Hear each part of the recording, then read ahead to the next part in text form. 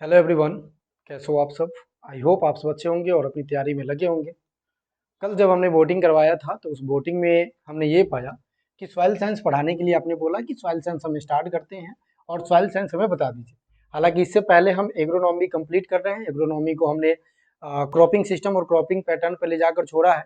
उसको हम alternate form पे स्टार्ट करेंगे और उसको समझेंगे भी, ऐसा नहीं है। लेकिन हम साथ में एक और काम करते हैं, सॉइल साइंस को भी स्टार्ट कर देते हैं। अब एग्रोनॉमी तो आपको क्लास मिल ही रही है, साथ साथ में हम सॉइल साइंस को भी क्या करेंगे, डिस्कशन करेंगे। अब सॉइल साइंस के डिस्कशन करने का मतलब है कि देखो, कोई भी एग्जाम होता है, चाहे आप इंडिया लेवल की कोई भी कम्पिटेटिव एग्जाम देते हैं, तो उस कम्पिटेटिव एग्जाम में आपके पास सॉइल साइंस बहुत जरूरी हो जाता है। बहुत जरूरी इसलिए हो जाता है क्योंकि सॉइल से क्वेश्चन बनते भी है। अब यहाँ पे हम बात करेंगे किस किस एग्जाम को हम टारगेट कर रहे हैं। एक तो यूपी में आई हुई वैकेंसी एजीटीए के बारे में, वहां से टारगेट हो जाएगा। दूसरा, बिहार की अगर हम बात करें वैकेंसी, तो बिहार के प्लांट प्रोडक्शन पीपीओ या अदर अपकमिंग वैकेंसी के बारे में।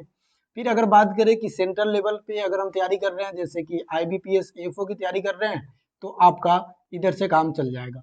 कंप्लीट हम इसमें सॉइल साइंस को कंप्लीट करेंगे इस सेशन में, जीरो से लेकर हीरो तक, यानी कि हम एक जीरो पॉइंट से स्टार्ट करेंगे और पूरे कंप्लीट पॉइंट तक पहुंचेंगे। हम सॉइल फिजिक्स को भी बहुत अच्छे से पढ़ेंगे, सॉइल केमिस्ट्री को भी बहुत अच्छे से पढ़ेंगे, सॉइल बायोलॉजी को भी बहुत अच्छे से पढ़ेंगे, जिसमें न्यूट्रिशन वगैरह के बारे में हम पढ़ते हैं। पहले सबसे पहले अगर हमें स्टार्ट करना है तो इसके बारे में समझना पड़ेगा कि हमें कैसे सॉइल साइंस तक पहुंचना है। तो सॉइल साइंस पहुंचने तक हम थोड़ा सा बेसिक स्टार्ट करते हैं। अब आपको परेशान नहीं होना है कि बेसिक क्यों पढ़ा रहे हैं। बेसिक पढ़ाने का मतलब है कि आपको समझ में आ जाए। अगर आपको ऐसा लगता है कि बेसिक तो बहुत दिनों से हमने पढ़ाई है, तो ठीक है, 5 मिनट के लिए 7 मिनट के लिए आप ये समझिए कि आपका एक रिवीजन फॉर्मेट हो रहा है। क्या हो रहा है? एक रिवीजन फॉर्मेट हो रहा है। यहाँ पे हम इसलिए बेसिक को समझ रहे हैं 2 से 3 मिनट में, ताकि जो नए बच्चे हैं उनका मजबूत हो जाए बेस, और शायद आपने भी इस तरह से कभी नहीं पढ़ा होगा, तो आपको भी ऐसा लगे कि क्या चीज है, कितनी अच्छे से हमने रोड मैप बनाकर हम सॉइल साइंस पे पहुंच रहे हैं।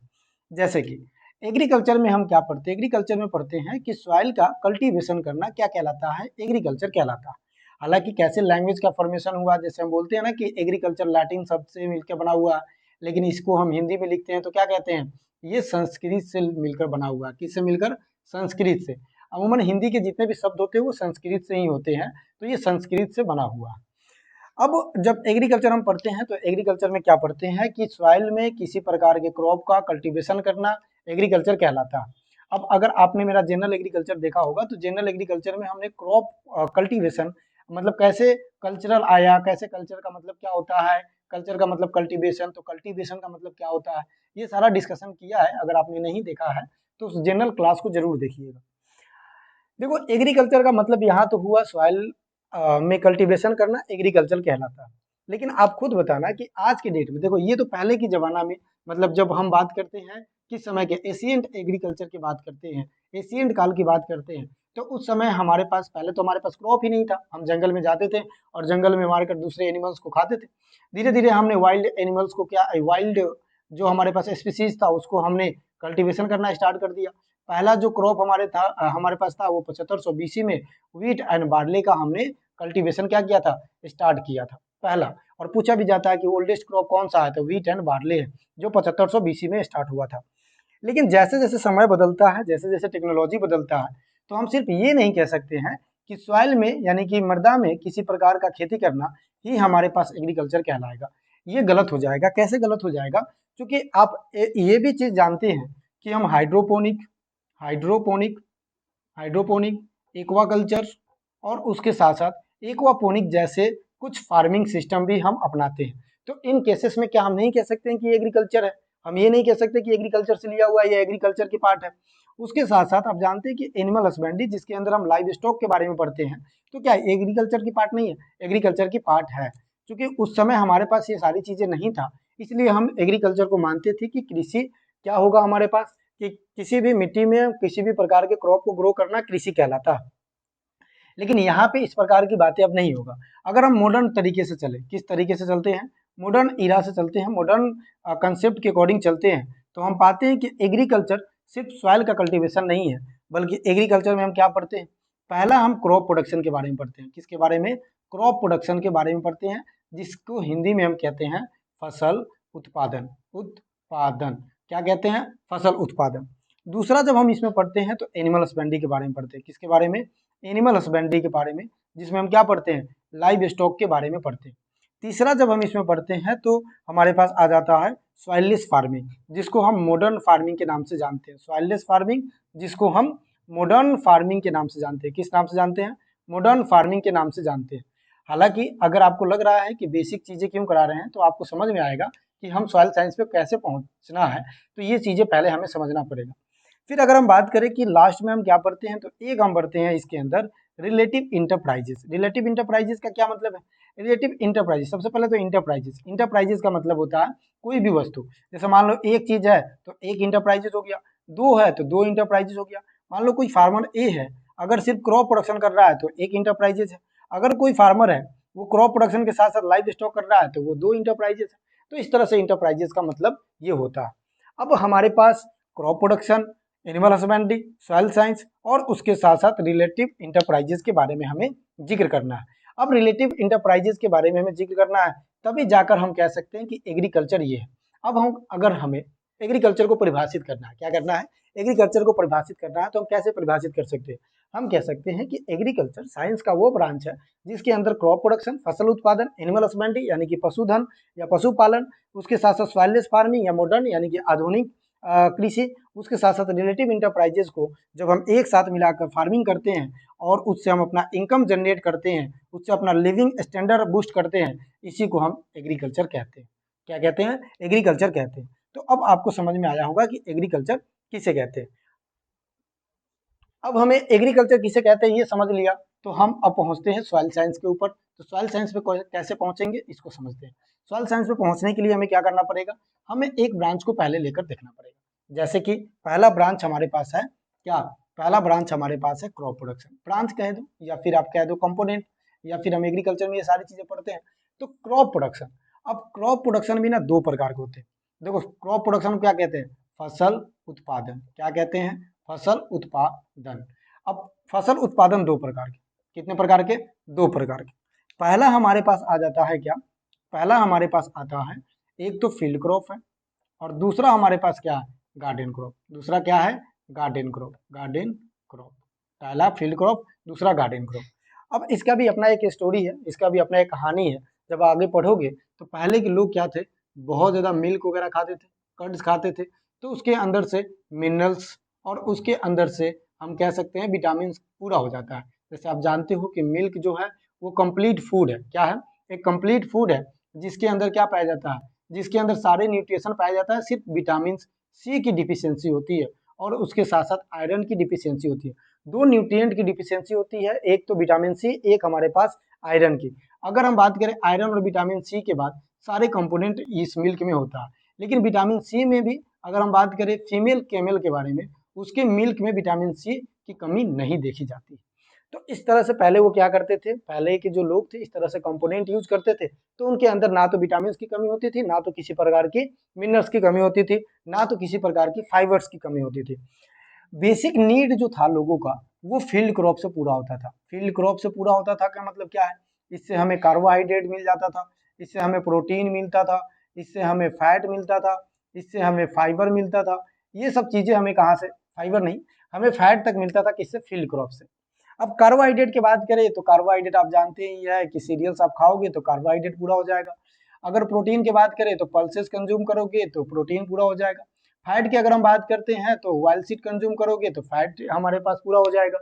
अब सिर्फ इतना ही से काम नहीं चलेगा, शरीर में कुछ हमें मिनरल्स और विटामिन की भी जरूरत होती है। उस केसेस में हम तो दूध दही खा नहीं रहे हैं, कर्ड्स खा नहीं रहे हैं, तो अब हम क्या कर सकते हैं? अब हम फ्रूट खा सकते हैं। क्योंकि फ्रूट हमें कहाँ से मिलेगा? क्योंकि ICMR के बारे में अगर आप जानते हैं, Indian council of medical research, ये न्यू दिल्ली में है।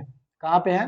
न्यू दिल्ली। 1911 में स्टेब्लिशमेंट हुआ था। इसके बारे में अगर आप जानते हैं तो ये बताता है कि डेली आपको 100 ग्राम क्या खाना चाहिए? फूड खाना चाहिए। ठीक है, तो फ्रूट खाना चाहिए। तो ये कैसे हमें डिसाइड होगा? तो चूंकि हमें फूड इसलिए खाना है कि हमें मिनरल्स चाहिए, विटामिन चाहिए। तो इस केस में हमने गार्डन क्रॉप लगाना स्टार्ट कर दिया। क्या लगाना स्टार्ट कर दिया? Garden crop. नहीं तो पहले हम फील्ड क्रॉप ही लगाते थे। गार्डन तो सिर्फ अपने एस्थेटिक्स के लिए लगाते थे कि ताकि हमें देखने में सुंदर लगे, देखने में अच्छा लगे, इसलिए हम गार्डन क्रॉप यूज करते थे। अदरवाइज हम फील्ड क्रॉप ही पहले यूज करते थे। तो दो ब्रांचेज हो गए किसके? क्रॉप प्रोडक्शन के। अब मान लो कि फील्ड क्रॉप क्या है? तो फील्ड क्रॉप है कि किसी भी क्रॉप को फील्ड में पहले प्रिपेयर करो, फिर फील्ड में उसके ट्रांसप्लांट करो या फिर डायरेक्ट सोइंग करो। तो उसके लिए फील्ड तैयार करो और फील्ड से अपना वो सारी कंज्यूम कर लेगा और फील्ड उसको सपोर्ट देगा और उसको न्यूट्रिएंट देगा, इससे अपना प्रोडक्शन होगा, इसको फील्ड क्रॉप कहेंगे। गार्डन क्रॉप क्या मिट्टी में नहीं करेंगे? करेंगे, लेकिन एक इनक्लोज एरिया में करेंगे, जहाँ पे हम एक एरिया डिसाइड करके खुद से बनाएंगे, उसके लिए एक अलग इन्वायरमेंट बनाएंगे। अब मान लो कि आपको गार्डन क्रॉप करना है या फिर क्रॉप प्रोडक्शन करना है, यानी कि फील्ड क्रॉप करना है। तो हमने अभी पढ़ा कि मान लो कि हाइड्रोपोनिक आप करना स्टार्ट करते हो। क्या करना स्टार्ट करते हो? हाइड्रोपोनिक। तो ऐसा तो है नहीं कि हाइड्रोपोनिक, ये तो कंसेप्ट आ गया नया, लेकिन ऐसा थोड़ी कि हाइड्रोपोनिक हमें फूड सिक्योरिटी पूरा कर देगा, यानी कि खाद्य सुरक्षा हमें पूरा कर देगा, नहीं करेगा। क्योंकि अगर हम 10 लोग हैं तो हमारे पास भोजन हाइड्रोपोनिक से कंप्लीट नहीं हो पाएगा, 10 लोगों का भोजन नहीं मिलेगा। हमें उसके लिए कहीं ना कहीं सॉइल को यूज करना ही पड़ेगा। तो अब हम सॉइल के यूज करेंगे प्रोडक्शन के लिए, तो इस सॉइल के बारे में समझना बहुत जरूरी है। अब आपको समझ में आया होगा कि क्यों हमने 5 मिनट आपको एक्स्ट्रा लिया और 5 मिनट क्यों बताया कि सॉइल के बारे में पढ़ने के लिए इससे पहले हमने इतनी कथा क्यों कहा, हमने इतना रामायण क्यों कहा, क्योंकि हमें ये पता चले कि हमें जो स्टार्ट करना है उसका कहाँ से पॉइंट है। तो पॉइंट कहाँ से है? तो हमने ये सारी चीजें पॉइंट से ले लिया। अब अगर हमें मान लो कोई क्रॉप लगाना है, सीरियल्स लगाना है, तो सीरियल्स में भी मान लेते हैं राइस लगाना है, तो हम कहते हैं ना कि राइस के लिए यार पीएच कितना चाहिए? तो 4 से 6 चाहिए। तो हमें पता होना चाहिए कि इस तरह का मिट्टी अगर इतना पीएच दे रहा है तभी जाकर हमारे पास ग्रो होगा।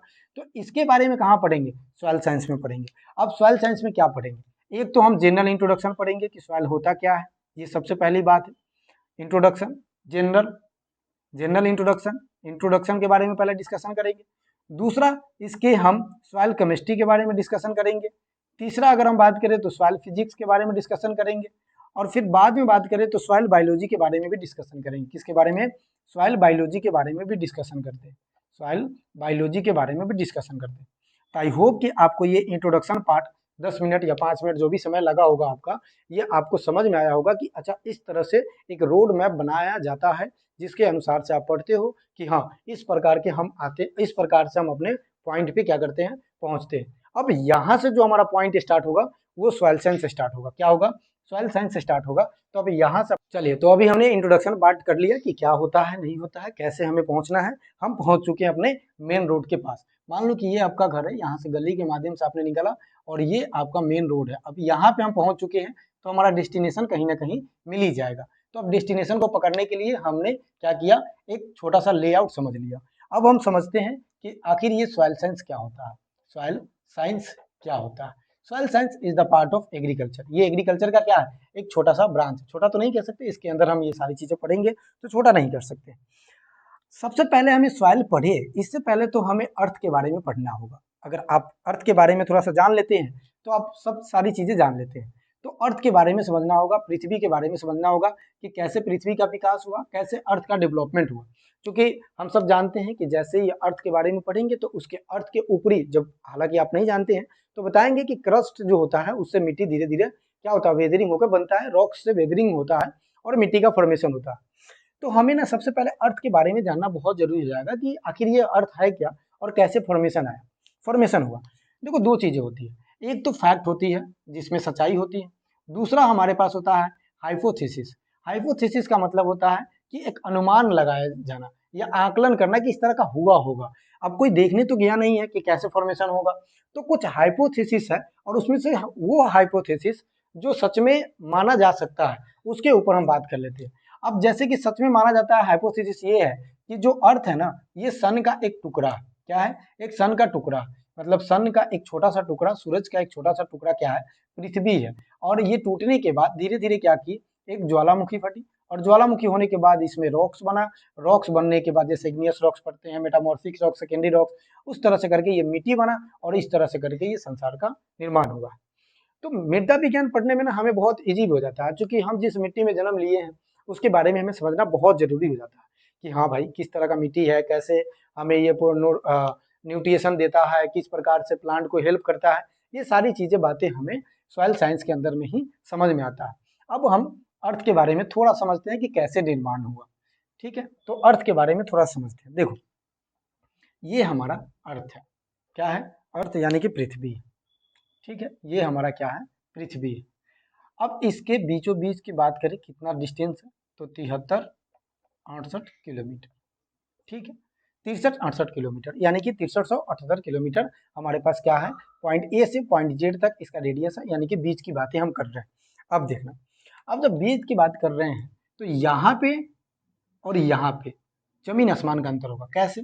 इसमें एक छोटा सा अलग लेयर होगा, इसमें एक छोटा सा अलग लेयर होगा, और इस तरह करके हमारे पास 3 लेयर्स बन जाएंगे।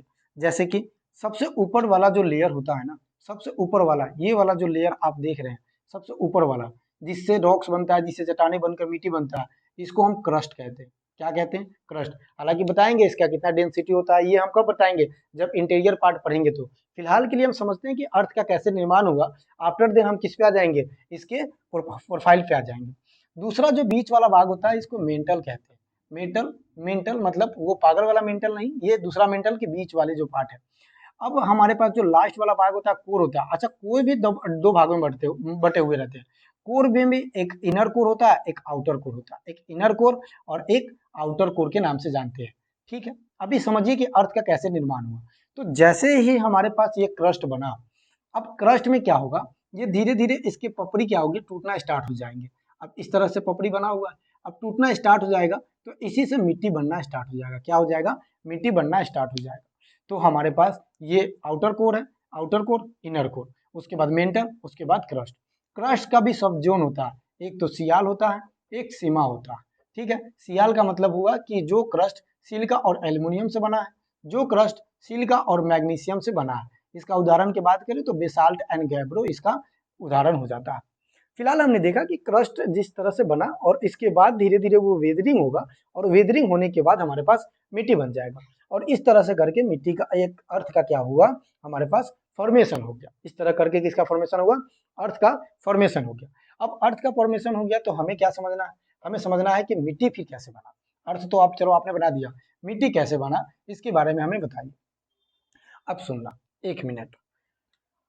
सॉइल का मतलब क्या होगा, अर्थ के बारे में बता दिया। अर्थ कैसे बना, तो हमने बता दिया कि क्रस्ट से बनेगा, क्रस्ट से बनेगा। क्रस्ट के ऊपर ऊपर कोर से टूटना स्टार्ट हो जाएगा, और जब वो टूटना स्टार्ट हो जाएगा तो रॉक्स में बदलेगा। रॉक्स क्या होगा, उसमें वेदरिंग होगा। क्या होगा जी? वेदरिंग होगा। और वेदरिंग होता है तो उसमें डिसइंटीग्रेशन और एक हमारे पास डिकम्पोजिशन होता है, और इस दोनों के बाद रिगोलित बनता है। और रिगोलित के बाद क्या रिगोलित बनता है, और रिगोलित के बाद क्या बनता है? ट्रू सॉइल बनता है। ये सॉइल फॉर्मेशन इस तरह से प्रोसेस से होता है। तो अब थोड़ा सा बेसिक हमें समझना है कि आखिर ये सॉइल साइंस होता क्या है और कैसे काम करती है, और अर्थ का निर्माण तो हमने आपको बता ही दिया। अब थोड़ा सा हमें सॉइल के बारे में समझना बहुत जरूरी है। आशा करते हैं कि आपको समझ में आ रहा होगा। अगर नहीं भी समझ में आ रहा है तो इन बिटवीन आप वीडियो को पॉज करके एक बार कमेंट में बताइएगा कि इस पोर्शन में हमें समझ में नहीं आया है, इस वाले पोर्शन को फिर से बताया जाए, या फिर व्हाट्सएप ग्रुप से भी जुड़कर आप वहां से भी अपना डाउट क्लियर कर सकते हैं। चलिए सॉइल के बारे में बात करते हैं। लैटिन शब्द से लिया गया। अच्छा, हम भाषा नहीं बताएंगे कि कौन कौन से किस भाषा से लिया गया है और किसके पीछे क्या राज है, इसके लिए आपको वीडियो देखना पड़ेगा, क्योंकि हमने वो पहली बार बता चुके हैं, तो यहाँ पे समय बर्बाद हो जाएगा। अब हमारे पास आता है सॉइल किस शब्द से लिया गया, लैटिन। और लैटिन का कौन सा शब्द है? सोलम है। कौन सा शब्द है? सोलम है। और सोलम को ना हम ए प्लस बी होरिजन कहते हैं। ए प्लस बी, जब हम होरिजन पढ़ाएंगे तो वहां पे आपको बताएंगे कि ओ होरिजन, ए होरिजन, उसके बाद इसके अंदर ई होरिजन आता है, बी होरिजन, सी होरिजन और आर रॉक्स होरिजन। तो ये हमारे पास क्या होता है? मास्टर होरिजन होता है, यहाँ से लेकर यहाँ तक। आर को हम होरिजन कंसीडर नहीं करते हैं, क्योंकि ये बैड रॉक्स होता है, इसी से निर्माण होता है पैरेंट मटेरियल, और पैरेंट मटेरियल से मिट्टी निर्माण होता है। तो जब आगे हम पढ़ेंगे ना, तो यहाँ और यहाँ वाले जोन्स को, या जो हमारे पास कॉलम है, प्रोफाइल है, इसको हम सोलम कह देते हैं। क्या कहते हैं सर? सोलम कहते हैं। तो सोलम सबसे मिलकर बना हुआ। सोलम का मतलब होता है ए प्लस बी होरिजन। क्या होता है? ए प्लस बी होरिजन। अब ए प्लस बी होरिजन, अब ये तो चलो ठीक है, होरिजन के सेंस में हो गया। इसके शाब्दिक अर्थ की बात करें तो ये हमारे पास हो जाता है फ्लोर, या ये हमारे पास हो जाता है ग्राउंड। तो सोलम का मतलब क्या हुआ? फ्लोर या ग्राउंड। सोलम का मतलब क्या हुआ? फ्लोर या ग्राउंड। ए और बी जो होरिजन होता है उसी को भी हम क्या कहते हैं? सोलम कहते हैं। अब सोलम आपसे पूछे कि सॉइल क्या है, तो ग्राउंड और फर को हम क्या कहते हैं, फ्लोर को क्या कहते हैं? सोलम कहते हैं। सोलम का अध्ययन करना सॉइल साइंस कहलाता है। आखिर ये सोलम है क्या? आपको ये समझने में बहुत दिक्कत होगा कि सोलम क्या है, उसको इजी तरीके से समझते हैं। सोलम का मतलब है कि जो क्रस्ट आपने अभी बनाया है, जो हम लोगों ने बनाया अभी क्रस्ट, उस क्रस्ट से जो टॉप लेयर का मिट्टी बन रहा है रॉक्स के टूटने के बाद, उसी को हम कहते हैं सोलम। यानी कि हम ऐसा कह सकते हैं, top layer of earth crust, top layer of earth crust, क्या कहेंगे, top layer of earth crust, यानी कि अर्थ क्रस्ट के ऊपर वाले जो लेयर होती हैं उसको हम क्या कह देते हैं, उसको हम कहते हैं सोलम, और सोलम का मतलब क्या हो गया, सॉइल। तो सॉइल किसे कह रहे हैं, top layer of earth crust. अच्छा ये कितना टॉप लेयर, तो हम इसमें पढ़ते हैं 15 से 30 सेंटीमीटर का जो भी डिस्टेंस है या जो भी डेप्थ है वो क्या हो जाएगा, सॉइल हो जाएगा, क्या हो जाएगा, सॉइल हो जाएगा। हालांकि इसमें भी हम बांटेंगे, एक तो सब सरफेस होता है, एक सरफेस होता है, सरफेस 0 से 15 सेंटीमीटर होता है। अच्छा इसके ऊपर के 0 से 15 सेंटीमीटर की अगर हम बात करें ना, इसके ऊपर के, तो ऊपर के 15 सेंटीमीटर की बात करते हैं इसके ऊपर, तो 0 से 15 सेंटीमीटर को हम कहते हैं फरो स्लाइस। स्लाइस जो हम पिज्जा उजा खाते हैं तो वो वाला जो स्लाइस होता है उसी को कहते हैं फरो स्लाइस। तो इसमें 1 हेक्टेयर के अगर फरो स्लाइस लेते हैं ना, 2.5 गुने 10 पर पावर 6 हमारे पास क्या हो जाता है, इतना हमारे पास एरिया हो जाता है, या इतना हम कह सकते हैं फरो स्लाइस है। एक डेप्थ के अगर 1 हेक्टेयर के बारे में बात कर रहे हैं तो ठीक है, तो ये चीजें हमें याद रखना है। अभी हमने क्या समझा कि सॉइल एक लैटिन शब्द से लिया हुआ है, जिसका मतलब होता है सोलम, सोलम का मतलब ए और बी भी होता है, आगे हम पढ़ेंगे। और उसके साथ साथ इसका शाब्दिक जो अर्थ होता है ये फ्लोर या ग्राउंड होता है, इसको हम top layer of earth crust के नाम से जानते हैं। और ये दो भागों में डिवाइड होता है, एक हमारे पास क्या हो गया सब सॉइल और एक सरफेस, या हम सब सरफेस या सरफेस कह सकते हैं। फिर अब इसको थोड़ा सा हम और एक्सप्लेन करते हैं कि ताकि आपको समझ में आ जाए। अच्छा सॉइल साइंस को अगर आप डिफाइन करना है, लिखना है, तो हम क्या कह सकते हैं, सॉइल साइंस को अगर हमें डिफाइन करना है तो हम कह सकते हैं कि एग्रीकल्चर का एक ब्रांच क्या है, एक ब्रांच है जिसको हम क्या कहते हैं, सॉइल कहते हैं। क्या कहते हैं जी, सॉइल कहते हैं। और इस सॉइल में हम किसका अध्ययन करते हैं, सोलम का अध्ययन करते हैं, ए प्लस बी का अध्ययन करते हैं, या फ्लोर या ग्राउंड का अध्ययन करते हैं, ग्राउंड का अध्ययन करते हैं। और इसी को हम क्या कह देते हैं, इसी को हम कहते हैं सॉइल साइंस। इसी को क्या कहते हैं, सॉइल साइंस, जो एग्रीकल्चर का एक ब्रांच है। अभी तक तो इतना समझ में आया। अब एक और चीज, top layer of earth crust भी कह देते हैं इसको, अभी बताया ना आपको, top layer of earth crust, top layer of earth crust, पहली चीज। अब सुनना इन्हें, अब हमारे पास ये क्रस्ट है, क्रस्ट के ऊपर वाले लेयर हमने ले लिया, कितना, 15 से 30 सेंटीमीटर। अब 15 से 30 सेंटीमीटर में इसे दो भागों में बांट देते हैं, कितने भागों में, दो भागों में या दो पार्ट में बांट देते हैं इस 15 से 30 सेंटीमीटर, क्योंकि जरूरी भी है, क्योंकि जरूरी भी है। क्यों जरूरी है अभी समझ में आ जाएगा। देखो जितने भी, देखो मिट्टी क्या है सबसे पहले, अच्छा एक चीज और, ये मिट्टी के बारे में अगर हमने बात किया है तो थोड़ा सा और बात कर लेते हैं कि आखिर मिट्टी और क्या कह सकते हैं, मिट्टी को और क्या क्या हम डिफाइन कर सकते हैं। तो थोड़ा सा अगर हम बात करें इस मिट्टी को, हालांकि परिभाषा की तरफ हम चलेंगे, लेकिन थोड़ा सा और हम मिट्टी के डिफाइन के बारे में बात करें कि मिट्टी को क्या कह सकते हैं, तो हम ये कह सकते हैं कि जो मिट्टी है ना, मिट्टी है वो प्लांट के लिए, इसके रोल के बारे में हम आपको बताएं तो मिट्टी बहुत जरूरी है। क्यों जरूरी है देखना, एक तो कोई भी प्लांट हम लगाते हैं तो उसको सपोर्ट देता है, पकड़ के रखता है, मिट्टी क्या करता है, पकड़ के रखता है। तो इस तरह से सपोर्ट प्रोवाइड कराने का काम कर रहा है, पहला चीज। दूसरा, न्यूट्रिएंट प्रोवाइड कराता है, क्योंकि न्यूट्रिएंट कहाँ पे है, मिट्टी में, नाइट्रोजन, फास्फोरस, पोटेशियम और ज्यादा न्यूट्रिएंट, जो हमारे पास 17 एसेंशियल न्यूट्रिएंट है, पहले 16 था। तो ये न्यूट्रिएंट कहाँ से मिलेगा, मिट्टी से मिलेगा। चाहे आप बाहर से भी दे सकते हैं, लेकिन यूज कहाँ से होगा, by the through of soil, उसके रूट हेयर के पास जाएगा, पहुंचेगा, कैसे पहुंचेगा ये हम प्लांट न्यूट्रिएंट में पढ़ेंगे। तो इस माध्यम से मिल रहा है। तो सॉइल का जो रोल है वो दो रोल है। पहला रोल ये है कि एक तो सपोर्ट द प्लांट, तो लिख लेंगे सपोर्ट द प्लांट। दूसरा क्या कंडीशन है इसका, तो प्रोवाइड द न्यूट्रिएंट, क्या हो जाएगा, provide the nutrient, provide the nutrient. ये क्या कहलाएगा, सॉइल का रोल कहलाएगा। क्लियर है, अब ये आपको समझ में आ गया होगा कि सॉइल का रोल क्या है। अब जब सॉइल बन रहा है ना, तो हम इसको दो भागों में बांट देते हैं, 15 से 30 सेंटीमीटर को दो भागों में बांट देते हैं। पहला 0 से 15 सेंटीमीटर, दूसरा 15 से, एक तो 0 से 15 सेंटीमीटर है, एक हम बात करें अगर 0 से 30 सेंटीमीटर कह सकते हैं, तो 0 से 15 हमारे पास क्या हो जाएगा, सरफेस हो जाएगा। क्या हो जाएगा, सरफेस हो जाएगा।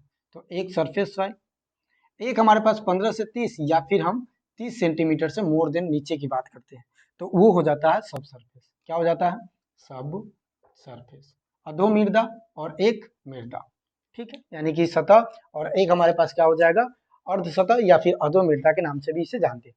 देखो जितनी भी क्रॉप है ना, वो जितना भी ग्रो करता है अपने रूट को, तो 15 सेंटीमीटर तक कर लेता है, अपना रूट फैलाता है, यहाँ से न्यूट्रिएंट लेता है। लेकिन कुछ ऐसे भी क्रॉप है जो 30 सेंटीमीटर से ज़्यादा ग्रो करता है, तो उस कंडीशन में हम पढ़ते हैं कि सॉइल 30 सेंटीमीटर तक हमारे पास क्या होता है 30 सेंटीमीटर से नीचे जाते हैं तो सरफेस आता है, सरफेस के बाद फिर आप जाएंगे, हाइट बताएंगे, डिस्टेंस डेंसिटी बताएंगे जब इंटीरियर पार्ट ऑफ अर्थ पढ़ेंगे। अभी फिलहाल के लिए इतना समझो कि 30 सेंटीमीटर तक ये है और 15 सेंटीमीटर तक ये है। अब इस दोनों में क्या फीचर्स होगा, दोनों में फीचर्स ये होगा कि ये टॉप लेयर है, ये क्या है, टॉप लेयर है, तो इसमें माइक्रोबियल एक्टिविटी बहुत होगा, इसमें भी माइक्रोबियल एक्टिविटी कम होगा।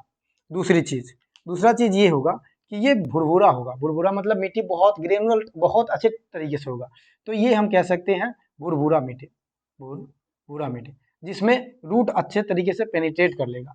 ये क्या होगा, हमारे पास इसमें रूट अच्छे तरीके से पेनिट्रेट नहीं कर पाएगा। दूसरा चीज, इसमें माइक्रोपोर और मैक्रोपोर दोनों होगा, मैक्रो और माइक्रोपोर दोनों होगा। यहाँ पे अगर हम बात करें तो माइक्रो और मैक्रोपोर दोनों होगा, लेकिन फिक्स अमाउंट में नहीं होगा, मैक्रो ज्यादा होगा, ठीक है। दूसरी चीज, अब यहाँ पे वाटर होल्डिंग कैपेसिटी ज्यादा होगा, वाटर होल्डिंग कैपेसिटी, चूंकि पोर्स स्पेस है तो पोर्स स्पेस इसमें पकड़ के रखा हुआ है, क्योंकि सारा काम कहाँ हो रहा है, तो यहाँ पे हो रहा है। कहाँ पे हो रहा है, यहाँ पे हो रहा है, क्योंकि जैसे हम टीलेज करेंगे तो वो पोर्स को ही बढ़ा रहा है, तो टीलेज तो ऊपर ही करते हैं, टीलेज हम नीचे नहीं करते हैं, तो टीलेज नीचे नहीं करते हैं तो इसमें पोरोसिटी कम हो जाता है, पोर्स कम हो जाता है। जब पोर्स कम हो जाएगा तो इसमें वाटर होल्डिंग कैपेसिटी कम हो जाएगा। दूसरी चीज, यहाँ पे ऑर्गेनिक मैटर ज्यादा होता, ऑर्गेनिक मैटर मोर होता, यहाँ पे ऑर्गेनिक मैटर की बात करेंगे तो लेस होगा, क्या होगा जी, लेस होगा। तो इसको हम कहेंगे कि क्या डिफरेंट होता है सरफेस ऑफ सरफेस में, और ये किसका पार्ट है, सॉइल का पार्ट। तो अभी तक हमने क्या समझा, अभी तक हमने समझा कि किस तरह का एग्रीकल्चर का एक ब्रांच है सॉइल, उसके अंदर क्या क्या हम चीजें पढ़ते हैं और क्या क्या चीजें होती है, और कैसे सॉइल सरफेस और सब सरफेस क्या होती है आपको पता हो गया होगा। सोलम क्या, कई बार एग्जाम में पूछा होगा सोलम क्या है, तो सिर्फ ए एंड बी को हम क्या कहते हैं, सोलम कहते हैं।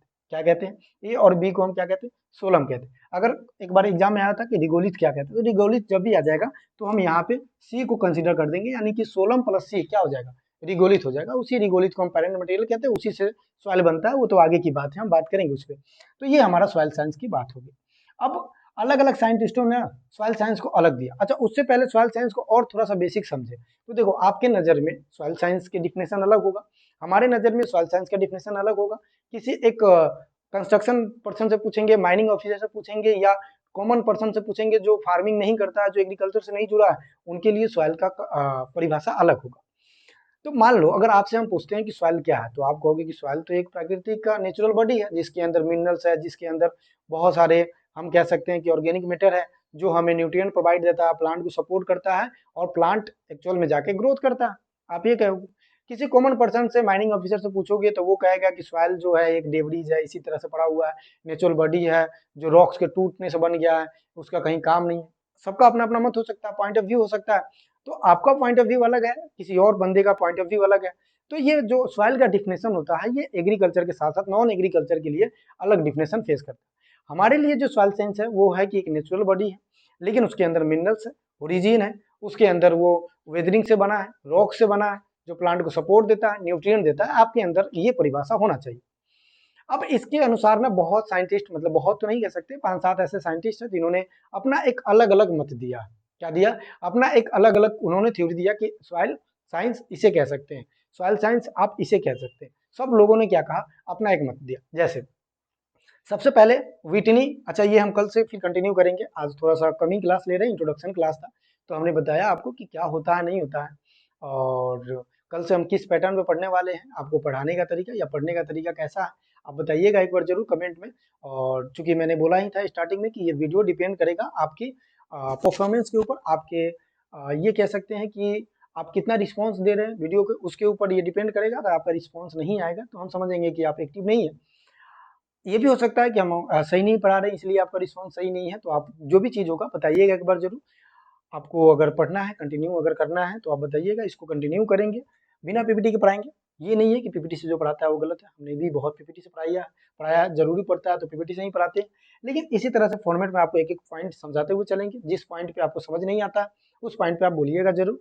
उसके साथ फिर अगर हम बात करें तो कोई भी दिक्कत होता है तो कमेंट बॉक्स में बताइए। हम बात कर रहे हैं तो सॉइल के अलग अलग साइंटिस्टों ने अलग अलग बात किया, जैसे कि विटनी ने अलग कहा, डेकुचेयर जिसे हम फादर ऑफ सॉइल कहते हैं, उन्होंने अलग अपना डिफिनेशन दिया।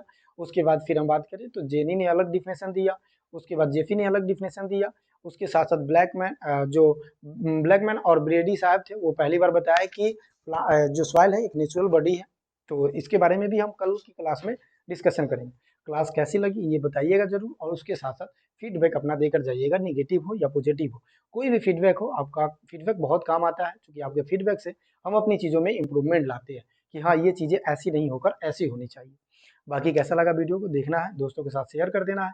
आपको सही लगता है, चैनल लगता है कि हमारे लिए यूजफुल है, देन आपको सब्सक्राइब कर लेना है। मिलते हैं कल के वीडियो में, तब तक के लिए धन्यवाद। पढ़ते रहिए, मस्त रहिए, स्वस्थ रहिए।